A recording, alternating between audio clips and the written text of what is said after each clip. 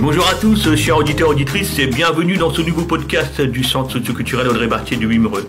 Pour cette nouvelle émission, nous vous proposons de débattre sur le thème de la jeunesse et les réseaux sociaux. Un sujet qui nous permettra de mieux comprendre la génération actuelle, fortement ancrée dans cette société numérique de nos jours. En compagnie de Ali, éducateur, et moi-même Claude, chargé de transition numérique, nous animerons ce podcast débat avec nos invités. Ils ont entre 15 et 17 ans et je vous présente Quentin. Bonjour Quentin. Bonjour. Tu peux te présenter ? Oui, moi je m'appelle Quentin, j'ai 15 ans et je rentre en première cette année. Superbe. Et je vous présente aussi Nora. Bonjour Nora. Bonjour, je m'appelle Nora, j'ai 17 ans et l'année prochaine je rentre en terminale. Superbe. Je vous présente aussi celle qui est avec nous aussi, Camille. Bonjour Camille. Bonjour, je m'appelle Camille, j'ai 15 ans et cette année je rentre en seconde. Bravo. Et enfin, le dernier, Adrien. Bonjour Adrien. Bonjour, je m'appelle Adrien, j'ai 17 ans. Je suis actuellement à la recherche d'un contrat pour faire jeune éducateur sportif. Ok, bien c'est superbe. Et enfin, on n'oubliera pas Théo, notre médiateur numérique qui assurera la technique et la com. Bonjour Claude. Bon, allez, c'est parti, on envoie la sauce les jeunes. Et je vous pose la première question. Alors donc, c'est quoi le réseau social que vous utilisez tous les jours ? Et pourquoi vous l'aimez tant ? Qui veut répondre à cette question ? Nora, pourquoi est-ce que tu as un réseau social auquel tu es très... tu utilises souvent et pourquoi, en sachant qu'il existe plusieurs réseaux sociaux, et pourquoi celui-là et peut-être que tu en utilises d'autres en plus. Oui, j'en utilise plusieurs, mais celui que j'utilise le plus, c'est Instagram. Donc lui, je l'apprécie parce qu'on peut parler avec les gens, on peut voir ce qu'ils font, et comme ça, on peut être en contact de loin ou de près avec des personnes qu'on a rencontrées dans nos vies.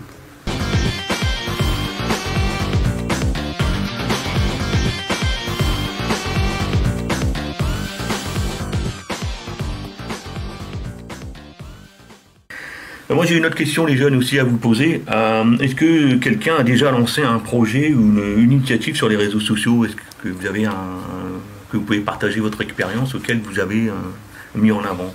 Est-ce que parmi vous il y a quelqu'un qui a fait un petit témoignage autour de ça ?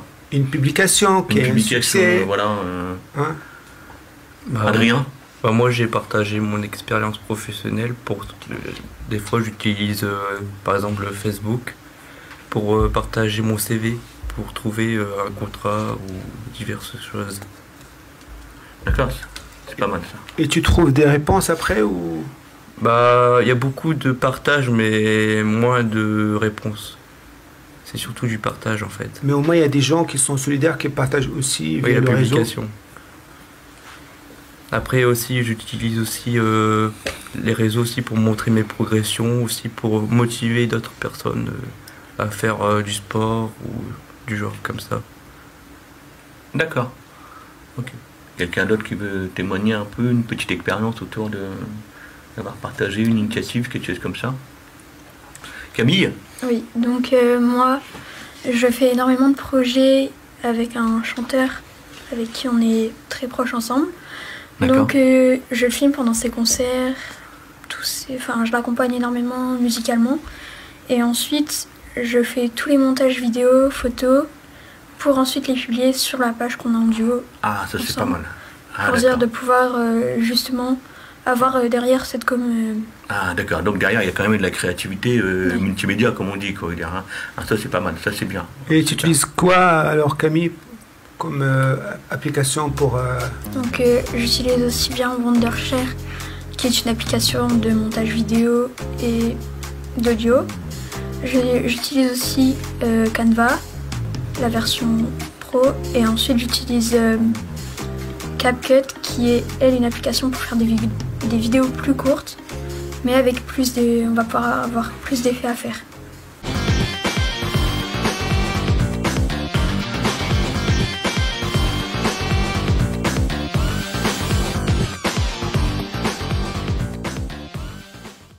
Est-ce que vous pensez que les réseaux sociaux peuvent changer le monde ? Où ils ont déjà changé le monde. Où ont-ils déjà changé le monde ? Est-ce que vous pensez que les réseaux sociaux peuvent aider le monde ? Aujourd'hui, actuellement ? Bah, Est-ce que c'est positif, etc. pas la totalité. En fait, c'est vrai que maintenant les réseaux sociaux ça a apporté quand même quelque chose de bien parce que maintenant il y a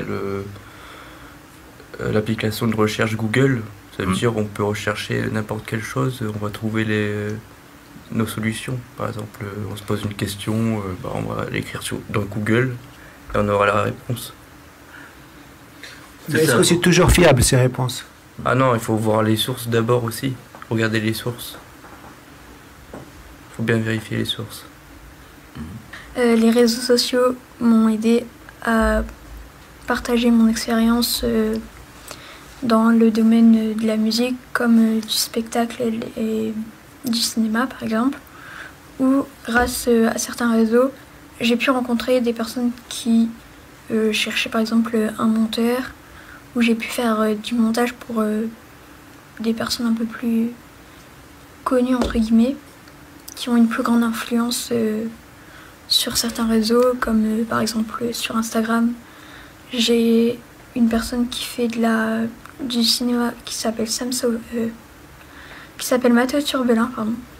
Ensuite, j'ai pu rencontrer beaucoup aussi de personnes qui sont plus formées dans le domaine du cinéma et donc qui ont pu m'éclairer sur certains moments où j'avais des doutes par rapport à mes montages. C'est bien. Quentin, je sais que tu pratiques de la voile. Est-ce que les réseaux sociaux, ça t'a permis aussi de regarder du tuto sur la pratique de voile? On aura par rapport à... Je sais que tu pratiques aussi de l'escalade. Est-ce qu'à un moment donné, ça vous a permis un petit peu de regarder comment évoluer, progresser, corriger des petites techniques? Bon, pas vraiment, parce que Instagram, c'est plus du contenu facile à regarder. Pour ça, il faut vraiment aller sur YouTube ou des plateformes avec des vidéos plus longues et... je sais pas trop comment dire. Et ça t'arrive d'aller voir parce que sur YouTube des vidéos qui te permettent aussi de progresser techniquement? Ouais. Bah, surtout des tutos, parce que sur Instagram, les vidéos, comme c'est vraiment courte, elles ont pas le temps d'emmagasiner toute la vidéo. Et Nora? Comme Quentin il dit, oui, c'est plus sur YouTube. Mais après l'escalade, il y en a encore quand même quelques-unes parce que ça va plus vite, mais c'est pas vraiment la technique, c'est plus nous montrer par exemple les championnats ou quoi, de vitesse, etc. Vous suivre. Ouais. Alors tu regardes des championnats de vitesse. Ouais, monter un mur en 3 secondes. Voilà. C'est impressionnant. Hein.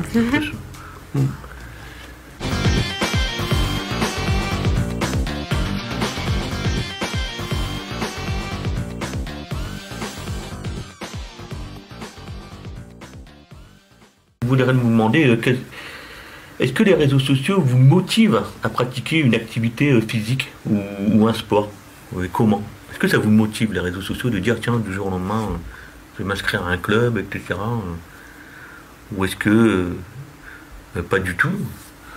En fait, on veut dire par cette question, le fait de tomber sur des vidéos, que ce soit sur TikTok, YouTube ou autre, en fait, ça vous donne envie. Tu vois, c'est chouette ce qu'ils font ces gens-là. Nous aussi, on peut pratiquer un peu du surf, d'escalade, faire de la cuisine, de la course à pied, des choses comme ça ou non?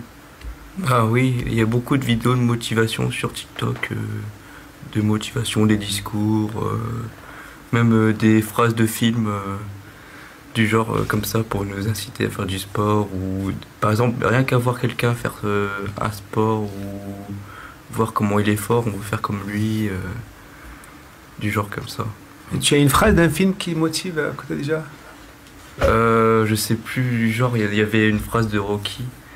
Mais c'est beaucoup des films cultes en fait. Ok, Rocky Balboa. Oui, Rocky Balboa. C'est bien ça, c'est une vidéo comme ça qui t'a motivé, qui t'a inspiré, etc. D'autres personnes, Nora, Quentin, Camille, est-ce qu'il y a des choses auxquelles ça vous a inspiré de dire j'aimerais bien faire comme lui, reproduire peut-être une recette de cuisine, on parle tout à l'heure de YouTube, de dire, est-ce que vous avez eu cette expérience-là de dire tiens, je vais tenter de faire comme les gens ou progresser, juste progresser, de vous donner envie de progresser dans vos pratiques. Là, tout à l'heure, tu parlais, Quentin, de tutoriel. Je veux dire, voilà, ça t'a motivé, en fait, de dire, tiens, je vais essayer de refaire la même chose, il m'a appris des choses, que vous avez une expérience comme ça, quand vous avez regardé une publication, et que derrière, vous avez essayé de la reproduire. Non, Par exemple, Camille sauver la plus Oui. grosse vague du monde au Portugal. Ouais. Hein? Après, je trouve qu'il y a des choses avec les réseaux, c'est traître un peu parce que, admettons, ils vont mettre le résultat final, mais pas le temps que ça met parcouru pour réussir à atteindre ce niveau-là ou des choses comme ça. C'est ça qui est traître un peu. Parce que des fois, le résultat, il peut prendre 10 ans comme... Après, il peut être facile aussi, mais la plupart du temps, c'est compliqué d'atteindre le résultat qu'ils postent sur les réseaux. Et c'est vrai que sur les réseaux sociaux, on montre que la bonne image, en fait, on montre que le positif.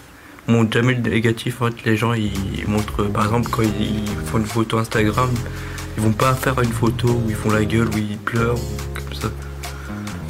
En fait, c'est que le positif. Ils montrent pas ce qui est dur et tout. Ils ne montrent pas vraiment parfois c'est quoi la vie de tous les jours. Oui, en fait, ils veulent donner que la meilleure image de eux sur les réseaux. Et c'est pas la vraie vie, en fait.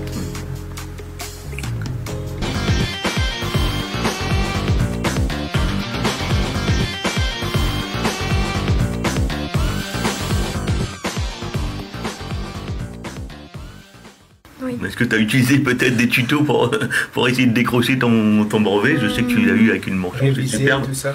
Voilà. Pour réviser, non. Et après, je regardais sur tous les réseaux pour essayer de me sortir un peu quand même des révisions de temps en temps. Puisque, à force de réviser, je me mettais trop dans l'engrenage. Et donc, il y avait un peu les réseaux sociaux et derrière les pratiques que je faisais pour dire de pouvoir sortir un peu de l'engrenage quand même.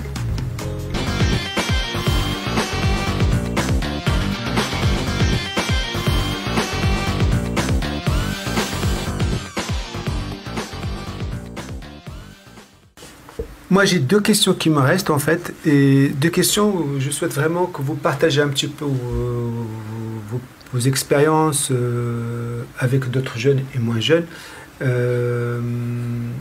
Si vous avez un message à transmettre à tout le monde, que ce soit jeune, adulte et moins, comment on peut faire, comme tu disais Laura tout à l'heure, pour rester moins connecté longtemps sur les écrans? Est-ce que, tout à l'heure tu as donné un exemple, est-ce que chacun de vous peut donner un petit exemple pour faire face un petit peu à cette surconsommation, que ce soit chez l'adulte ou jeune ou les enfants en fait?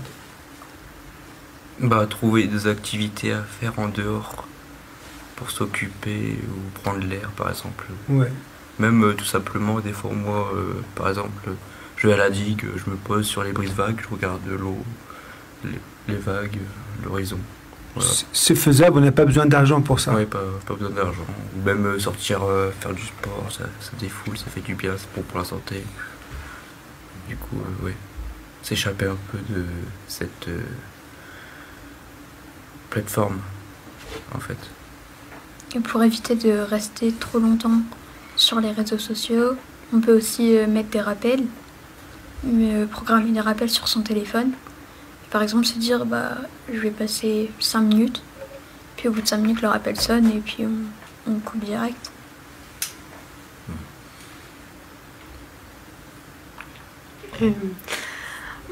Comme Adrien disait, trouver des activités à côté.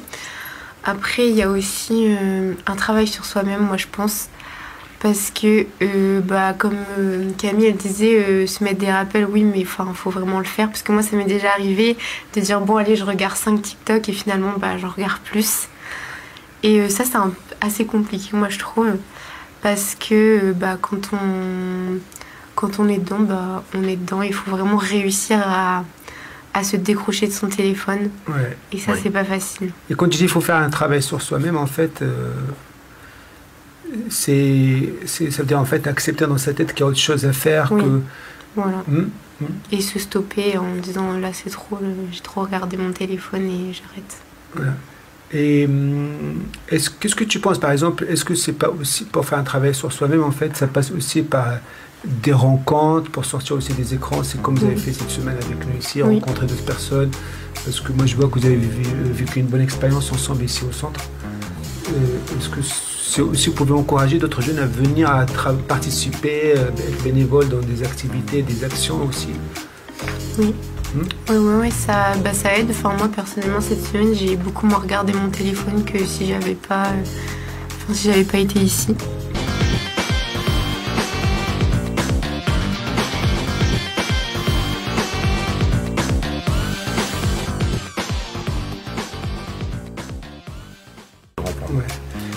Dernier point, Claude, en fait, on a Théophane qui est notre technicien, en fait, lui qui a participé de l'extérieur. On aimerait que tu nous donnes ton avis, ce que tu as entendu, ce que tu as aussi. Moi, je trouve que c'est pas mal du tout, il y a pas mal de réflexions du côté des jeunes. Je trouve qu'ils se posent des questions quand même sur l'usage du numérique aujourd'hui. Donc moi j'ai trouvé ça très intéressant d'avoir votre prisme en fait.